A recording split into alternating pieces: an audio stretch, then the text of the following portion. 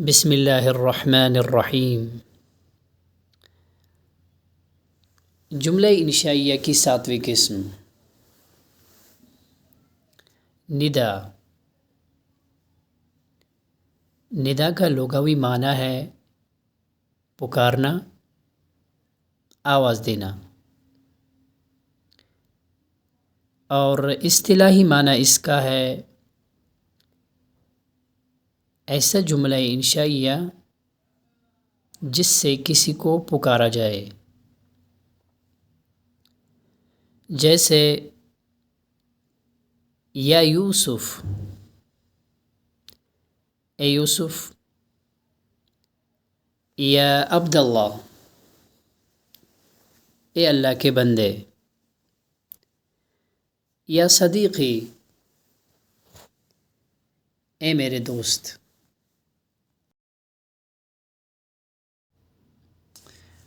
اور جملہ انشائیہ کی 8ویں قسم عرض ہے۔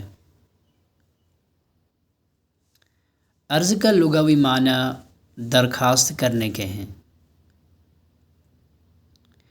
اور اصطلاحی معنی اس کا ہے وہ جملہ انشائیہ جس کے ذریعے کسی سے درخواست کی جائے، یعنی نرمی سے کوئی بات کہنا، جیسے الا تجتہد فتفوز، کیا آپ محنت نہیں کرتے کہ کامیاب ہوں؟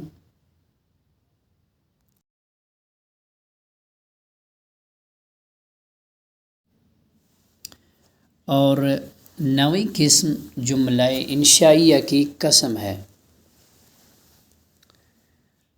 قسم لغت میں حلف کو کہتے ہیں،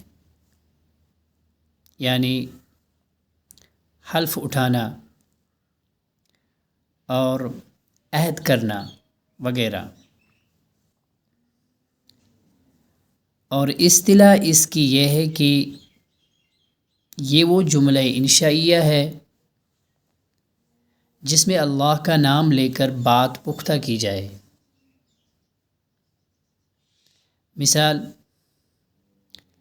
باللہ لانصرنک، اللہ کی قسم میں ضرور آپ کی مدد کروں گا۔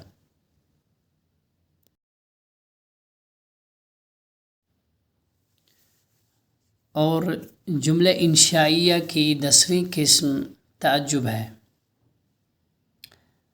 تعجب کا لغوی معنی حیرت، حیرانی، تعجب میں ڈالنے کے ہیں، اور یہ ایک ایسا جملہ انشائیہ ہے